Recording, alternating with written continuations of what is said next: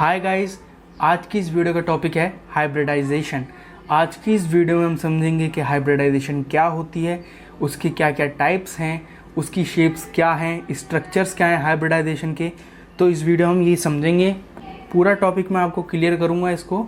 और गाइस, जो ये हाइब्रिडाइजेशन है ये बीएससी में बहुत ही ज़्यादा मतलब वेटेज की आती है। 5 मार्क्स से इसका एक क्वेश्चन बनता है और बहुत ही ज़्यादा मतलब सिंपल है वो क्वेश्चन, कुछ नहीं होता उसमें। ये होता है कि हाइब्रिडाइजेशन से ये पूछ लेंगे कि हाइब्रिडाइजेशन की डेफिनेशन क्या है वो बताइए, और ये किस टाइप की हाइब्रिडाइजेशन है। और उसके बाद में उससे पूछ लेते हैं कि इसकी शेप क्या है हाइब्रिडाइजेशन की, स्ट्रक्चर क्या है, कि ट्रायगोनल प्लेनर है, टेट्राहेड्रल है, लीनियर है, कौन सा मतलब इसका स्ट्रक्चर है, ये भी पूछ लेते हैं। तो गाइज़ बहुत ही ज़्यादा इम्पॉर्टेंट है हाइब्रिडाइजेशन को। मैं कहूँगा कि आप लोग हाइब्रिडाइजेशन को करके जाएं, इससे एक ना एक क्वेश्चन बनता ही बनता है, वो भी 5 मार्क्स का आता ही आता है बीएससी में, वो भी फर्स्ट ईयर के लिए। तो गाइज़ मेरी मानो तो हाइब्रिडाइजेशन को करके जाना। और वीडियो थोड़ी लंबी होने वाली है, वीडियो को लास्ट तक देखना। अगर आप लोग वीडियो को स्किप करोगे तो आपको ये समझ में नहीं आएगा कि क्या स्ट्रक्चर्स हैं, क्या शेप्स हैं। तो इसलिए वीडियो को लास्ट तक देखना। अगर आपको ये वीडियो अच्छी लगे तो वीडियो को लाइक कर सकते हो और साथ ही साथ चैनल को सब्सक्राइब कर सकते हो। तो हे गाइस, मैं हूँ आपका दोस्त लाडी और आप सभी का स्वागत है आपके अपने चैनल पर। तो चलिए इस वीडियो को शुरू करते हैं। तो गाइस, सबसे पहले हम समझेंगे कि हाइब्रिडाइजेशन क्या है। इसको हम समझते हैं हाइब्रिडाइजेशन क्या है। तो पढ़ते हैं इसको। When 2 or more than 2 equal energy orbitals are combined with each other, then equal number of new orbitals are formed, which is called hybrid orbital, and this phenomena is known as hybridization. इसको मैं समझाता हूँ ये कहना क्या चाहता है। Hybridisation का मतलब है जब 2 और 2 से ज़्यादा इक्वल एनर्जी की सेल, मतलब कि दोनों में एनर्जी क्या हो, सेम हो। जब या तो 2 शेल हों, मतलब या तो 2 इक्वल एनर्जी की ऑर्बिटल हों, या फिर 2 से ज़्यादा एनर्जी की इक्वल एनर्जी की ऑर्बिटल्स हों, अगर वो कंबाइन होती हैं एक दूसरे के साथ, are combine with each other, तो उससे होगा क्या, वो इक्वल नंबर की ऑर्बिटल्स बनाएंगी। मतलब कि जितनी कंबाइन हो रही हैं उतनी ही बनेंगी। जितनी 2 कंबाइन हो रही हैं तो 2 ही बनेंगी, और जितनी एनर्जी की कंबाइन हो रही है उतनी ही एनर्जी की बनेगी। तो इसका ये कहना है when 2 or more than 2 equal energy orbitals are combined with each other, जब 2 और 2 से ज़्यादा ऑर्बिटल इक्वल एनर्जी की कंबाइन होती है एक दूसरे के साथ, तो वो क्या करती हैं, इक्वल नंबर की नई ऑर्बिटल बना देती हैं, इक्वल नंबर की नई ऑर्बिटल फॉर्म कर देती हैं, जिसको हम क्या कहते हैं, हाइब्रिड ऑर्बिटल। अब जो बन के आई हैं हमारे पास ऑर्बिटल, वो हैं हाइब्रिड ऑर्बिटल। उनको क्या कहलाया जाता है, हाइब्रिड ऑर्बिटल्स कहते हैं उनको। और ये जो पूरा फिनोमिना हुआ, ये जो पूरी प्रोसेस हुई, मतलब कि ये जो पूरी प्रोसेस हुई है, उस प्रोसेस को हाइब्रिडाइजेशन कहते हैं। मैं एक बार फिर बताता हूँ कि जब 2 और 2 से ज़्यादा इक्वल एनर्जी की ऑर्बिटल कंबाइन करी जाती हैं एक दूसरे से, तो इक्वल नंबर की ऑर्बिटल्स बनती हैं। इक्वल नंबर की ऑर्बिटल क्या है, फॉर्म्ड होती हैं, जिनको क्या कहा जाता है, हाइब्रिड ऑर्बिटल्स कहा जाता है। और इसी फिनोमिना को हाइब्रिडाइजेशन कहते हैं। तो चलिए इसके टाइप्स को समझते हैं, हाइब्रिडाइजेशन के कितने टाइप्स होते हैं। तो गाइस, इसमें पहला टाइप है हाइब्रिडाइजेशन का sp हाइब्रिडाइजेशन। तो sp हाइब्रिडाइजेशन का मतलब है जिसमें एक s हो और एक p हो, मतलब कि जिसमें एक s ऑर्बिटल हो और एक p ऑर्बिटल हो। तो इसका मैं आपको एक एग्जाम्पल कराऊंगा और एक एग्जाम्पल मैं आपको होमवर्क दूंगा, और आप लोग उसको सॉल्व करके कमेंट बॉक्स में उसका आंसर बता सकते हैं। और गाइस, अगर आपको कोई भी प्रॉब्लम हो तो आप लोग मुझे कमेंट बॉक्स में बता सकते हैं। मैं आपका हर एक मतलब कमेंट का रिप्लाई करूँगा, और आपको जिस भी टॉपिक के ऊपर वीडियो चाहिए मैं उस टॉपिक के ऊपर वीडियो बनाऊँगा। और गाइस, अभी एक बच्चे ने मेरे को कहा था कि कमेंट बॉक्स में कहा था कि सर उसके ऊपर वीडियो बनाइए कि ऑर्गेनिक केमिस्ट्री के ऊपर। मैं ऑर्गेनिक केमिस्ट्री के ऊपर ही बनाऊंगा। पहले मैं इनऑर्गेनिक को ख़त्म कर रहा हूं, क्योंकि इनऑर्गेनिक बस थोड़ी सी और है, ये सेकंड यूनिट है, ये ख़त्म होने वाली है हमारी। तो इसके बाद में मैं ऑर्गेनिक पढ़ाऊँगा। चैनल को सब्सक्राइब कर लें, जिससे कि मैं जैसे वीडियोज़ डालूँ तो आपको नोटिफिकेशन मिल जाए। तो गाइस, समझते हैं कि sp हाइब्रिडाइजेशन क्या है। sp हाइब्रिडाइजेशन का मैं आपको एग्जाम्पल कराता हूँ। पहला एग्जाम्पल है, एक एग्जाम्पल कराता हूँ मैं BeCl2 का, और BeF2 का आपको करना है और आंसर मुझे बताना है कमेंट बॉक्स में। तो BeCl2 का एग्जाम्पल, तो इसका स्ट्रक्चर बनाते कैसे हैं। सबसे पहला काम है, ये देखिए आप, Be क्या है, बेरिलियम है। और अगर आप लोगों ने अभी तक ये टेबल याद नहीं करी है, मतलब कि आप लोगों को ये टेबल याद करनी पड़ेगी, हर एक एलिमेंट का क्या एटॉमिक नंबर है, एटॉमिक मास है। अगर आप लोगों को ये याद नहीं है तो गाइस पहले उसको याद करें, तब इसको समझें, क्योंकि तभी तो आप लोगों को पता होगा कि किस एलिमेंट का क्या एटॉमिक नंबर है, क्या एटॉमिक मास है। तो सबसे पहले आप लोगों को ये टेबल याद करनी होगी। आप लोग कहीं पे भी मतलब कि सर्च मार सकते हैं गूगल पे जाके, वहाँ पे टेबल आ जाएगी, या फिर आप लोगों की कोई NCERT बुक पढ़ी हो 12th वगैरह की, उसमें भी होंगे। तो आप लोग पहले एलिमेंट के एटॉमिक नंबर और एटॉमिक मासेस वगैरह पढ़ लें और इलेक्ट्रॉनिक कॉन्फ़िगरेशन सीख लें, तब जाके इसको करना और इस वीडियो को देखना। तो गाइस समझते हैं बेरिलियम। बेरिलियम का क्या होता है, 4 एटॉमिक नंबर, 4 एटॉमिक नंबर होता है। तो उसको हम कैसे लिखेंगे, इसका इलेक्ट्रॉनिक कॉन्फ़िगरेशन लिखा जाता है कि 1s2 2s2 2p0। अब मैंने यहाँ पर 2p0 एक्स्ट्रा क्यों लिया, क्योंकि ये क्या है, sp हाइब्रिडाइजेशन, इसमें p हाइब्रिडाइजेशन तो लेनी पड़ेगी। तो p हाइब्रिडाइजेशन ये आ गई 2p0, क्योंकि कोई एलिमेंट नहीं है, कोई इलेक्ट्रॉन नहीं है, तो 2p0 हुआ। अब ये कह रहा है s और p लेना है, तो हम क्या करेंगे, इसकी ग्राउंड स्टेट की ऑर्बिटल्स खोलेंगे। ग्राउंड स्टेट का मतलब होता है इलेक्ट्रॉनिक कॉन्फ़िगरेशन में जो सबसे लास्ट वाला होता है वो उसका इलेक्ट्रॉनिक कॉन्फ़िगरेशन होता है, मतलब कि उसकी ग्राउंड स्टेट होती है। इलेक्ट्रॉनिक कॉन्फ़िगरेशन में जो सबसे लास्ट में होता है वो उसकी ग्राउंड स्टेट होती है। तो हमें क्या लेना है, S और P, तो एक S ये, एक P ये, तो इसको ये पूरा ले लेंगे हम, पूरा लिया। तो 4b इन ग्राउंड स्टेट ऐसे लिखेंगे हम कि ग्राउंड स्टेट में क्या होंगी, ये 2 ऑर्बिटल होंगी, मैंने ऊपर बताया आपको, एक होगी 2s और एक होगी 2p। और 2s में क्या है, 2 इलेक्ट्रॉन है, तो एक क्लॉकवाइज और एक एंटी क्लॉकवाइज ऐसे इलेक्ट्रॉन लिखे हमने, और 2p में कोई इलेक्ट्रॉन नहीं है तो उसको खाली छोड़ देंगे। अब हम क्या करेंगे कि यहाँ से इलेक्ट्रॉन क्या होगा, यहाँ से हम एक इलेक्ट्रॉन को एक्साइट कराएंगे, मतलब कि इसको लूज़ कराएंगे इस वाली शेल के लिए। बस सिंपल, आपको कुछ नहीं करना है, पहले ये साइन लगाना है, जैसे मैंने आपको इसमें दिखा रखा है, ये साइन लगाना है कि यहाँ पर एक कोई इलेक्ट्रॉन जाएगा। तो अगली लाइन में हम लिखेंगे कि 4be इन एक्साइटेड स्टेट। ये जो 4 है यहाँ पर लिखा जाता है, मतलब कि एटॉमिक नंबर, ये इसका एटॉमिक नंबर है, और इधर की साइड ऊपर लिखा जाता है इसका एटॉमिक मास। तो ये एटॉमिक नंबर और ऊपर लिखा जाता है इसका एटॉमिक मास। तो 4be इन एक्साइटेड स्टेट, तो वो क्या होगा, 2s में एक इलेक्ट्रॉन, और इसने एक्साइटेड स्टेट में क्या होगा, एक इलेक्ट्रॉन ये लूज़ कर देगा। ये इलेक्ट्रॉन यहाँ पर पहुँच गया 2p में, तो एक इलेक्ट्रॉन हुआ s में, एक इलेक्ट्रॉन हुआ p में। तो कितनी दो शेल बनी ना, एक तो इसकी बनी और एक बनी p की, तो 2 बन गई ऑर्बिटल्स, मतलब कि 2 शेल बन गई। देन उसके बाद 4be इन BeCl2, मतलब कि जो बेरिलियम होगा BeCl2 में कैसे होगा, वो इस टाइप से होगा। एक इलेक्ट्रॉन किसका, एक इलेक्ट्रॉन तो बेरिलियम का, और ये जो X है ये रिप्रेजेंट करता है क्लोरीन के एक इलेक्ट्रॉन को।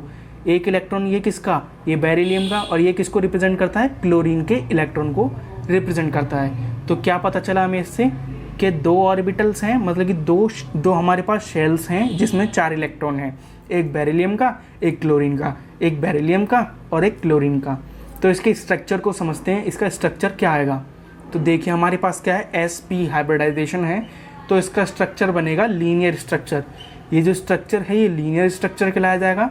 हमारा मेन एटम क्या है, बेरिलियम है ना, मेन एटम, मेजर एटम हमारा बेरिलियम है।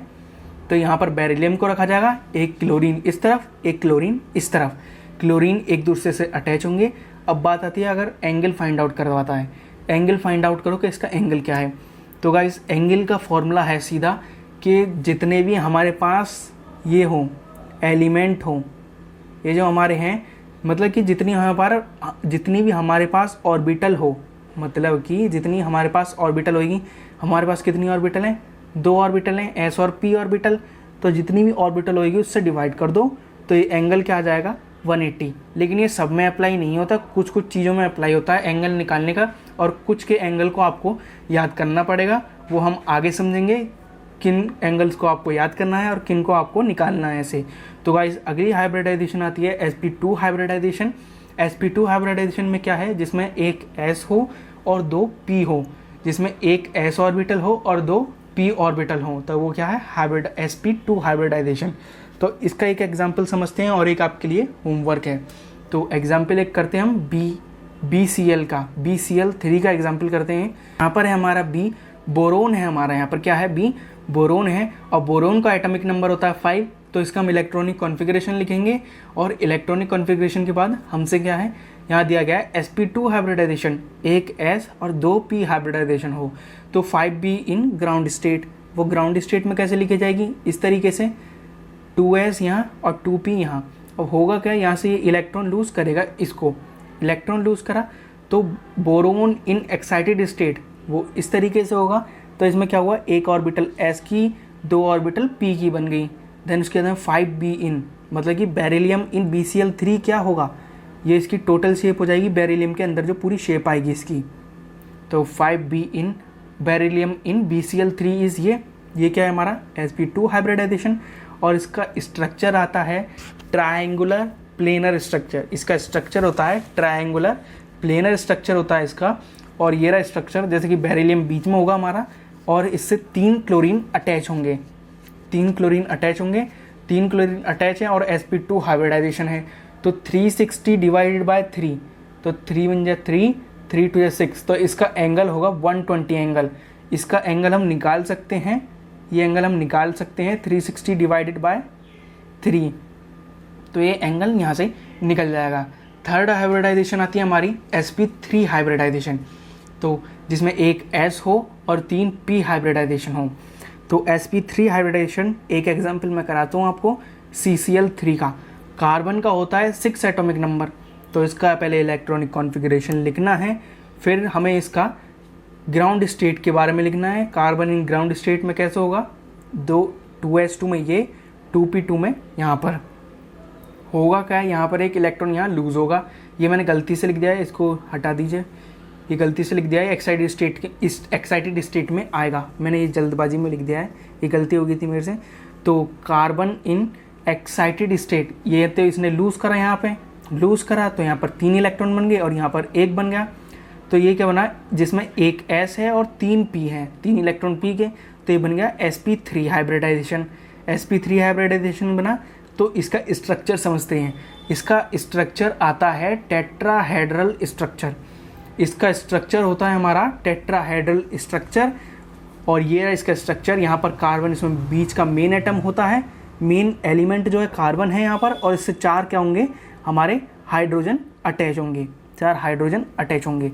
अब इसका एंगल देते हैं 360 डिवाइडेड बाय 4, तो 4 9 जा 36, तो यहाँ पर ये अप्लाई नहीं होगा।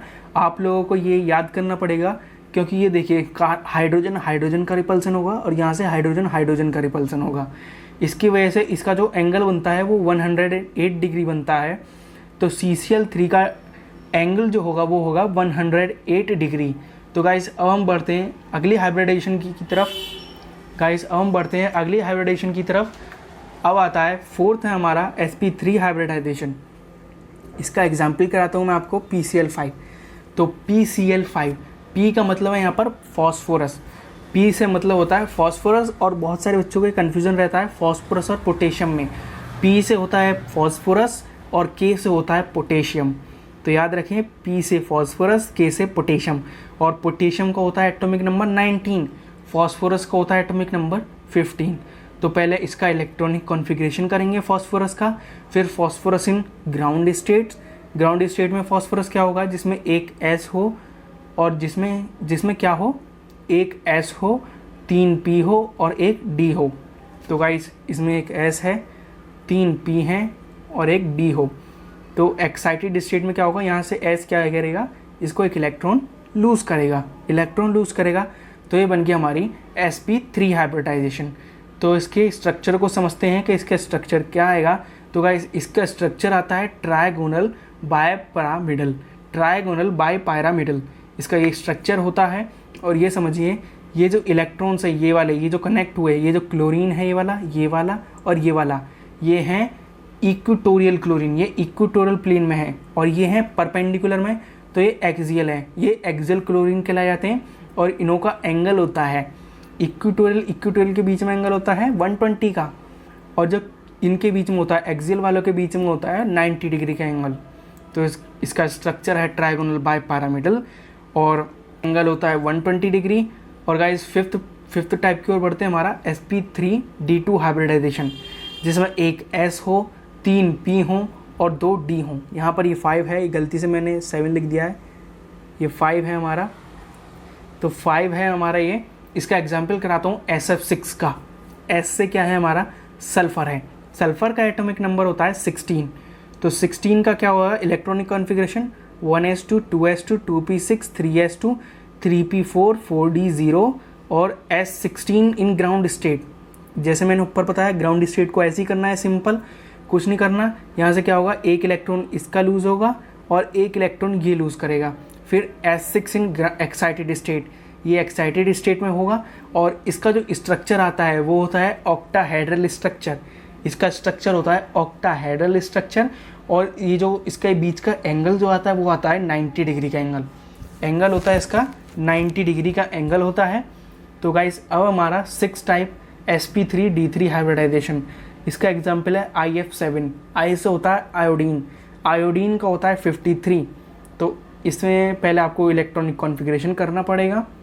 तो आपको इलेक्ट्रॉनिक कॉन्फ़िगरेशन करना है, फिर ग्राउंड स्टेट निकालना है, फिर एक्साइटेड स्टेट निकालना है।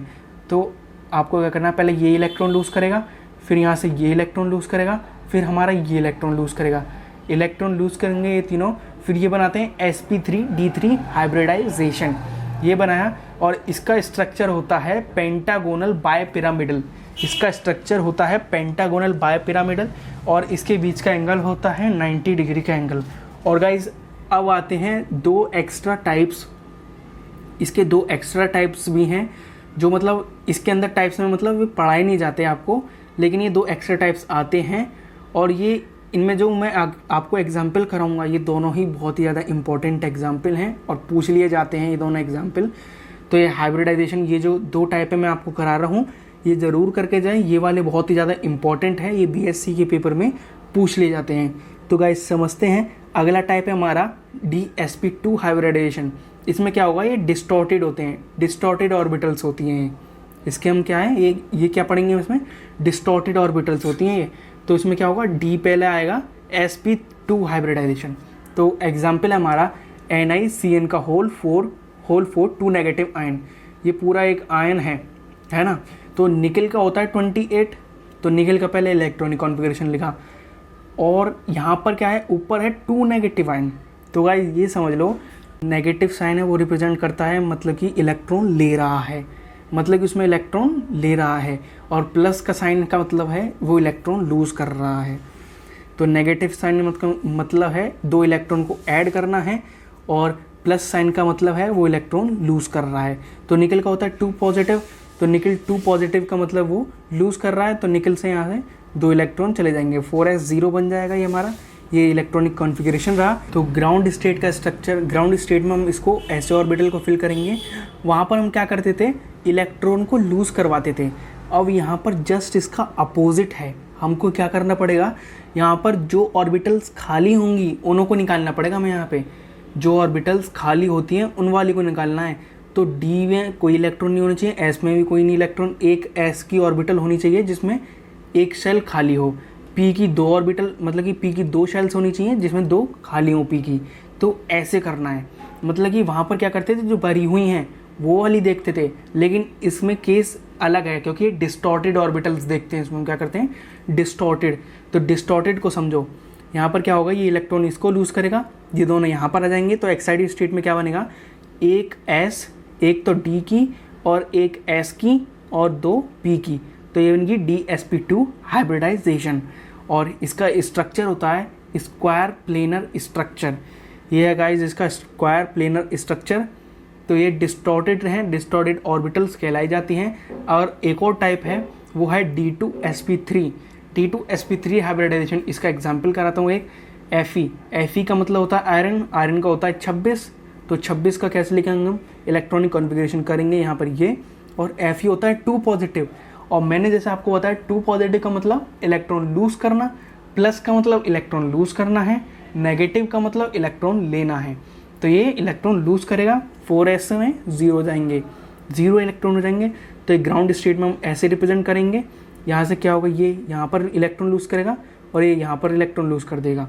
उससे क्या होगा, एक्साइटेड स्टेट में इलेक्ट्रॉन की क्या होंगे, ये बन जाएंगे। एक्साइटेड स्टेट में क्या होगा, ये ऑर्बिटल्स ऐसे बने, यहाँ पर क्या होगा जिसमें 2 D 1 S और 2 P 3 P, तो D2sp3 हाइब्रिडाइजेशन ये है और इसका स्ट्रक्चर ऐसे बनता है और इस स्ट्रक्चर का नेम होता है ऑक्टाहेड्रल ज्योमेट्री।